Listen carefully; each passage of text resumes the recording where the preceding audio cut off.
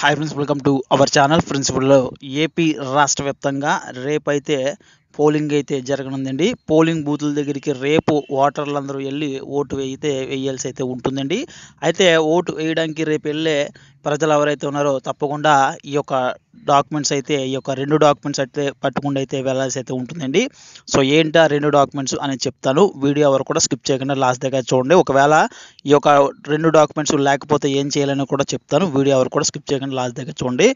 రాష్ట్ర వ్యాప్తంగా కూడా రేపైతే మే 13వ తారీఖున పోలింగ్ అయితే జరగనుందండి. రేపు ఉదయం 7 గంటల నుంచి సాయంత్రం 6 గంటల దాకా కూడా మనకి ఈ యొక్క పోలింగ్ కేంద్రాలు అయితే తెరిచే ఉంటాయండి. అయితే సో పోలింగ్ బూతులకి ఓటేయడానికి వెళ్ళే ప్రతి ఒక్కరు కూడా గుర్తుంచుకోవాల్సిన విషయం ఏంటంటే, సో తమ ఓటర్ కార్డు కంపల్సరీ అట్టుకెళ్లాల్సి అయితే ఉంటుందండి. అదేవిధంగా ఎలక్షన్ కమిషన్ ఇచ్చేటువంటి స్లిప్ ఏదైతే ఉంటుందో, అంటే మీకు సచివాలయాల్లో పంపిణీ చేసిన స్లిప్ ఏదైతే ఉంటుందో, ఈ యొక్క స్లిప్ కూడా పట్టుకుండా అయితే ఈ యొక్క 2 కూడా పట్టుకుండా అయితే వెళ్ళాల్సి అయితే ఉంటుందండి.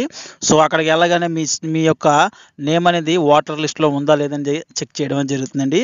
సో ఈ యొక్క లిస్ట్లో మీ నేమ్ ఉంటే కనుక మిమ్మల్ని లోనికి పంపించడం అయితే జరుగుతుందండి. సో తర్వాత మీకైతే ఇంకైతే చూపుడు వేలు మీద పెడతారు. తర్వాత మీరు ఎంపీ అభ్యర్థికి ముందుగా ఓటు వేయాల్సి అయితే ఉంటుందండి. సో మీకు అక్కడైతే సూచించడం అయితే జరుగుతుందండి. సో తర్వాత అసెంబ్లీ అభ్యర్థికి అయితే ఓటు వేయాల్సి అయితే ఉంటుంది. సో ఇలాగా ఒక 5 నిమిషాల్లో ఈ యొక్క ప్రాసెస్ అంతా కూడా ఫినిష్ అయితే అవుతుందండి. సో తర్వాత మీరైతే మీ ఓటు అయితే సక్సెస్ఫుల్గా వేసి మీరైతే బయటకు అయితే రావచ్చు. ఒకవేళ కనుక మీ దగ్గర వాటర్ స్లిప్ లేకపోతే కనుక అక్కడ ఏజెంట్లను అడిగినట్లయితే కనుక వాళ్ళైతే సలహా అయితే ఇచ్చి మీకైతే వాటర్ స్లిప్ ఇవ్వడం జరుగుతుందండి.